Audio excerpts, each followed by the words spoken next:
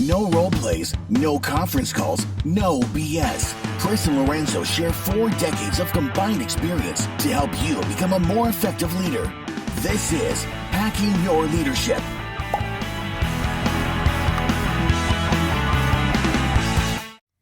Hey everyone, this is Chris. And Lorenzo. And welcome to our Best of Saturday series. Now that we have hundreds of episodes, we get a lot of listeners asking us where to start. So we'll be selecting some of our most popular episodes to share each Saturday from our years of podcasting. We hope you enjoy it. Welcome to Hacking Your Leadership. I'm Chris. And I'm Lorenzo. And Lorenzo, on this episode, I want to talk about something that happened to me on a phone call a few days ago. I was talking with some people in a conference call about kind of the differences, a lot of the differences between, how we used to do things in 2018, 2019 versus today. And one of the people on the call had only been with the organization that I was consulting for about maybe 6 or 8 months. And I remember thinking, oh my gosh, that's got to be rough, to have to onboard into an environment that is completely remote. Whereas, before you had the kind of the benefit of being able to be in person with everybody and kind of, you get walked around the office and you get, shown all the systems and all the things you kind of need to do to kind of orient yourself and integrate yourself. And then, you take everything remote and then all of a sudden I think it could feel very, very disconnecting and very like you're kind of left out there in the deep end to kind of find all these things yourself kind of thing. And it was exactly the opposite of what I was thinking. They said no, that it's been absolutely amazing, that the onboarding experience was great. They feel completely kind of in the loop. They feel like they know everything they're supposed to know and all the systems and all the different ways of communication. It's all been perfect in contrast with the last company they worked for, and that would have been 5 or 6 years in the past. It did feel very disconnected, even though they were in an office. And the reason I can only assume is that no one really took it upon themselves to do that stuff for them in the past. Whereas now I kind of think people assume that, oh my gosh, we have a new employee. They're not going to be able to get integrated unless we really make this happen for them. And so people are actually prioritizing this. Whereas before it's just kind of assumed, oh yeah, it'll get done, right? There's a team of 10 people here. It'll get done. We'll find some way of getting it done. But nobody really gets it done.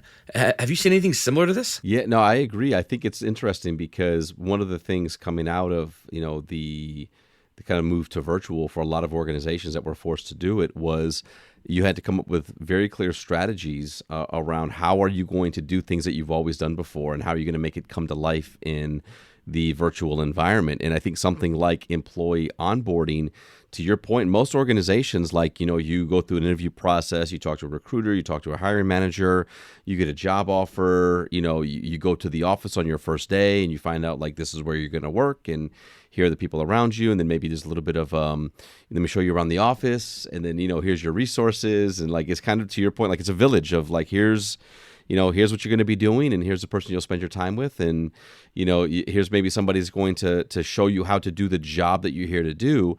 Versus, I think what ended up happening with so much in the virtual space was like, well, who's going to own this? Who's going to make sure the people that are coming in not only know what they're supposed to do, but they have a time to connect with people. Like so much of it, again, there had to be so much more structure to it that I think a lot of companies, out of necessity and out of concern of, oh my gosh, what are we going to do, really made some great plans and some great ways to engage people, specifically in onboarding.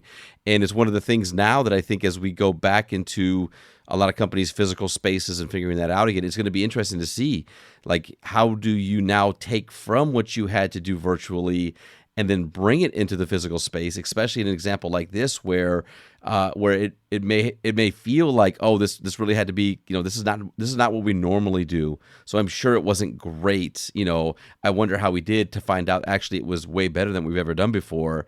And now that you're in the physical world, how do you bring that to life here? And I think that's going to be a new challenge for a lot of these types of things. Yeah, I agree. As you're walking through that, I'm thinking, the process of interviewing and hiring somebody, as you walk through those steps, I was thinking the whole time, yeah, it's very structured, right? Like there is a job. You are the person doing the interview. You're the person making the job offer. All those things are very structured, and everybody has a very clear responsibility in the process of hiring a new person. And then all of a sudden that person starts on their first day, and then it's just kind of like, yeah, we all do it. We all get this done together. And the old saying, when it's everybody's job, it's nobody's job, right? So the idea of moving into a virtual environment, I think these are things that organizations that have been virtual for years and years and years, this is a muscle that they naturally know how to flex anyway, because if it's not somebody's specific job, then it won't get done. And so you can't just say that it's everybody's job to get this new person up to speed. It has to be Lorenzo's job. You are going to be the one making sure that this new employee knows this thing and this thing and this thing.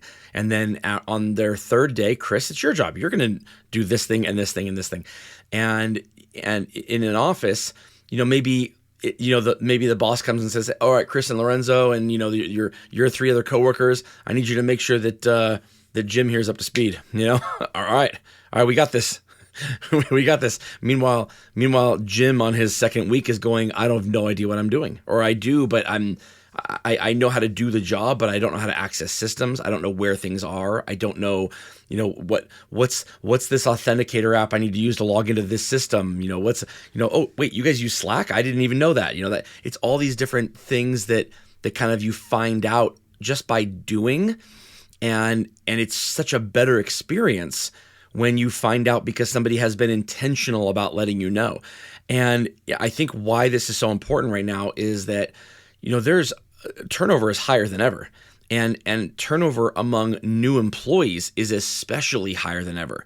There's this kind of like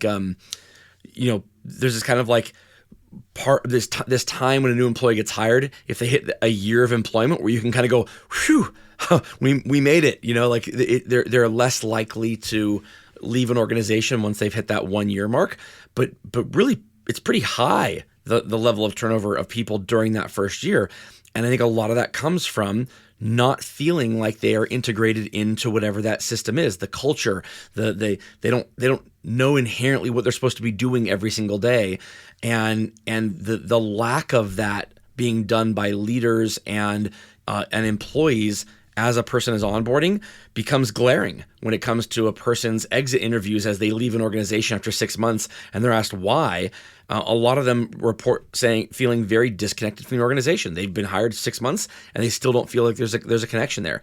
I believe that this is one large part of why that disconnection is there. Yeah, it's interesting too, because I think of just in a lot of the virtual space, I think a lot of leaders spent time just calendarizing and really like taking into account wanting to stay connected, wanting to talk to everyone, looking to fill kind of a day of a calendar with all these virtual meetings. And while on the surface it can seem like a pain in the butt, it's also like it's creating these cadences and these, it's kind of creating this continuity of communication with their people, where when you go into a physical office, lunch goes long, you get caught up talking to somebody in the hallway, a call comes in, it's unexpected. Like these things happen where maybe the access to the leader is not so rigid in regards to the time that's being scheduled to spend with people, but that's definitely happening a lot in the virtual world. And it's because then it feels like you hit the lottery when somebody cancels a call.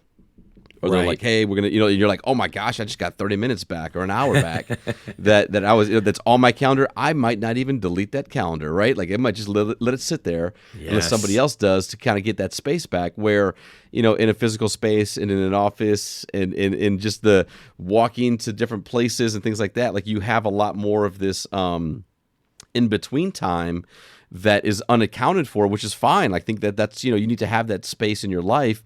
But I think that, to your point, like the companies and the leaders who spend a lot of time being very connected to their people, both with like actual formal updates and conversations, but also like doing the virtual happy hours and things like that. Like those things became something that have happened to just say like, we're not going to talk about work at all. We're just going to, pop on our cameras and have a drink and like listen to some music and just talk to each other. Like, again, in most instances, in most organizations, there is not that level of strategy and intent to build in these blocks of time where you're just connecting with people. And again, I think that's something that there's something to learn from that. There's something to take from that, coming back into spaces where you were physically with one another again, and thinking about how and where do you spend your time. Obviously, it's better when things naturally happen when it comes to relationships, right? You want to be very intentional and very on purpose when it comes to an employee onboarding from the perspective of, do they have the tools and systems and access and knowledge they need in order to do their job well? Do they feel like they have everything at their fingertips, or do they feel like they're constantly having to reach out for answers to questions? To be very purposeful on that, I think, is a very good thing. And this is whether you are in a remote environment or in the office. When it comes to relationships, things that happen naturally are better in general.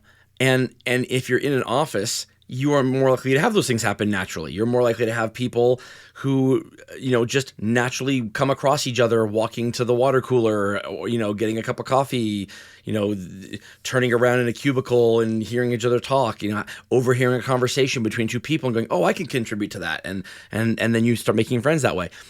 But I will tell you, the kind of negative aspect of that is a lot of people assume who they're going to make connections with, and then it becomes a self-fulfilling prophecy.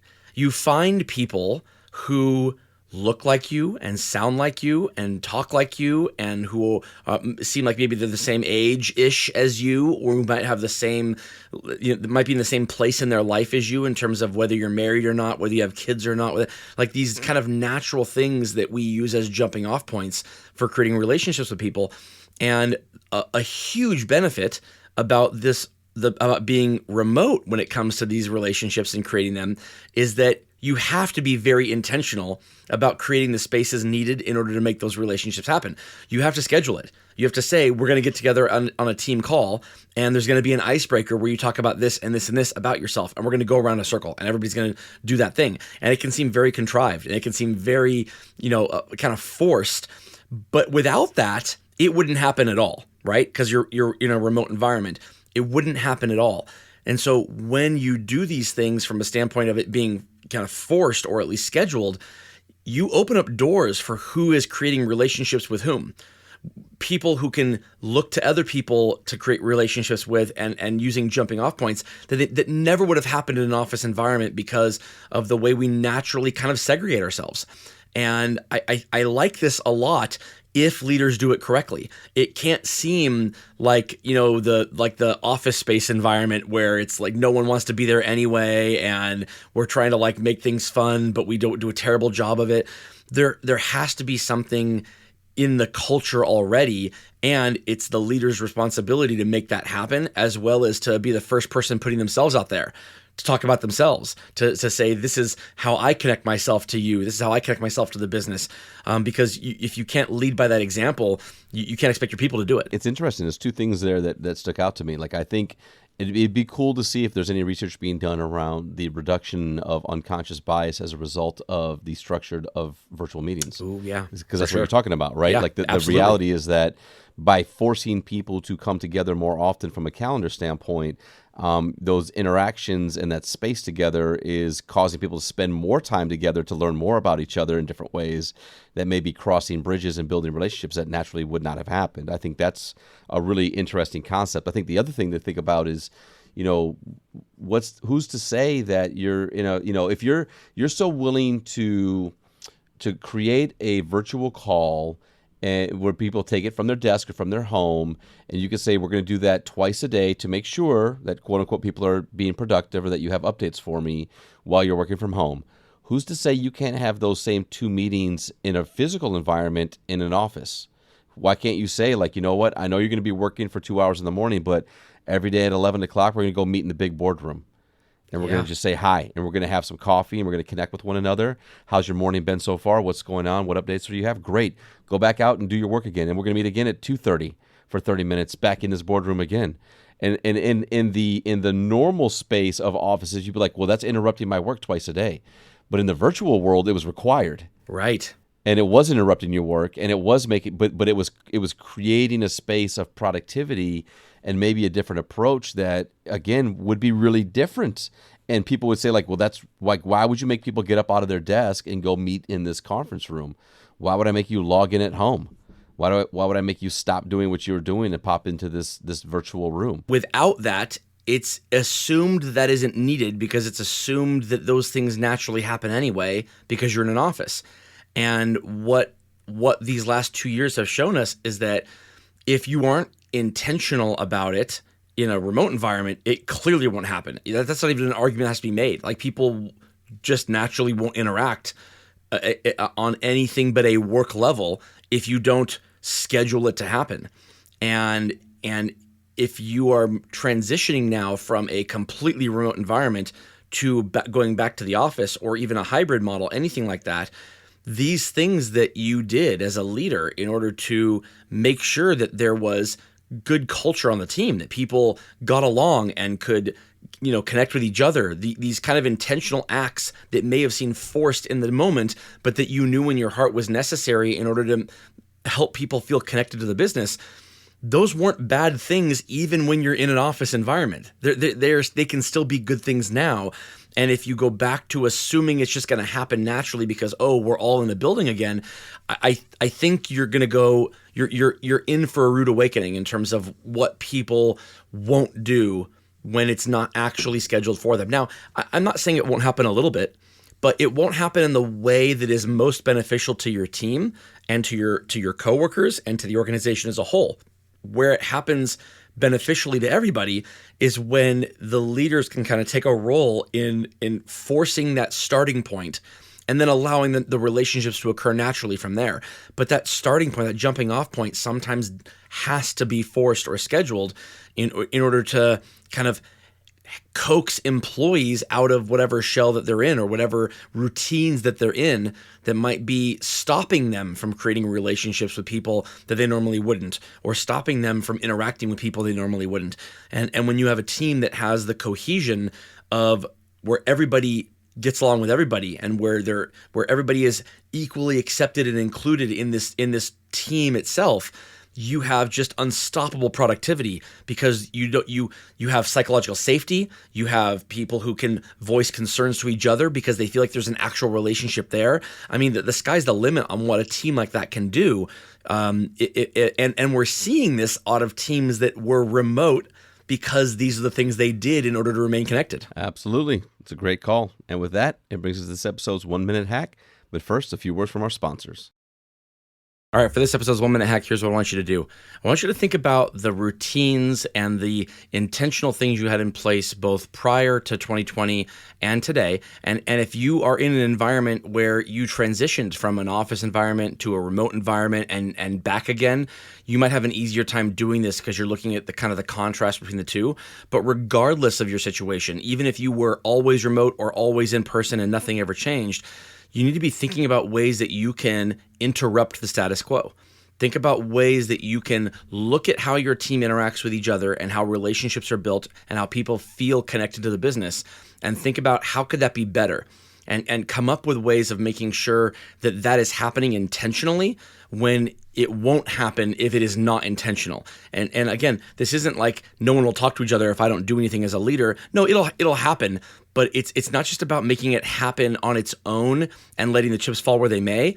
It's about being intentional about structuring it in a way to where the best possible outcomes can occur in terms of the relationships that happen naturally on their own, but you're kind of creating this jumping off point for people. Think about ways you can do that amongst your team. A lot of times you can implement ways that you were doing it during the pandemic back into the office environment. But again, if it's not happening naturally on its own, it's up to you as a leader to start this ball rolling. Yeah, I think it's a great 1 minute hack, and just a reminder of the intention that we have to build connections with people where sometimes, you always want it to be just organic and natural and authentic.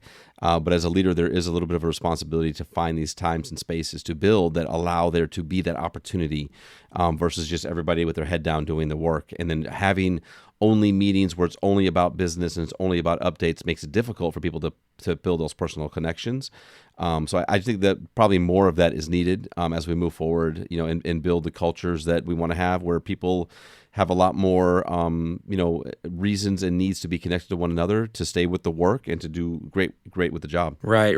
If you are seeing any type of issue at all with turnover and retention and engagement in your organization, these are the things that get helped the most when you implement policies like this and structure like this.